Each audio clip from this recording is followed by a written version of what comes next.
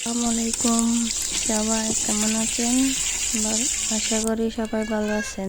আমি রান্না করব। আমার কিছু মাংস ছিল, 4 পিস, আর 2-3টা আলু দিয়ে আমি আজকে ব্রয়লার মুরগি মাংসগুলা রান্না করব। আমার মতো করে চাইলে আপনারাও এভাবেই রান্না করতে পারেন। এভাবে কিন্তু ব্রয়লার মুরগি রান্না করলে অনেক সুস্বাদু হয়।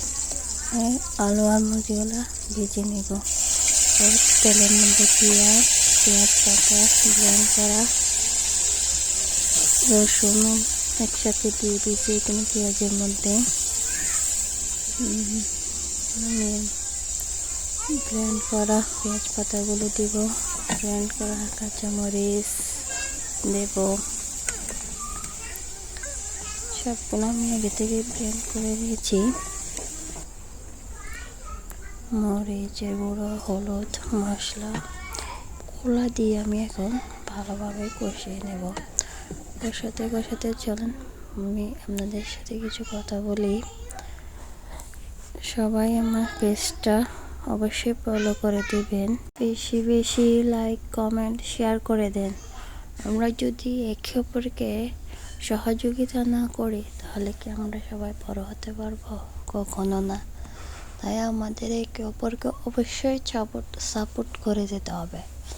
যদি আমরা সাপোর্ট না করি তাহলে তো আমরা বড় হতে পারবো না, তাই না? আমরা একে অপর যদি সবাই মিলে একসাথে সাপোর্ট করি তাহলে আমরা খুব ভালোভাবে সামনের দিকে এগিয়ে যেতে পারবো। তাই সবার উচিত একে অপরকে সাপোর্ট করা। একেই বোঝাচ্ছি কিন্তু অনেক স্বাদ হবে। আমার কাছে ধনেপাতা আর টমেটো ছিল না, তাই দিই নাই। আপনারাও কিন্তু ওইসব ধনেপাতা আর টমেটো দেওয়ার চেষ্টা করবেন। তো লবণ দিয়ে আমার রান্না শেষ হয়ে গেছে। এখন আমি কিছুক্ষণ জাল করে দিয়ে নামিয়ে দেব।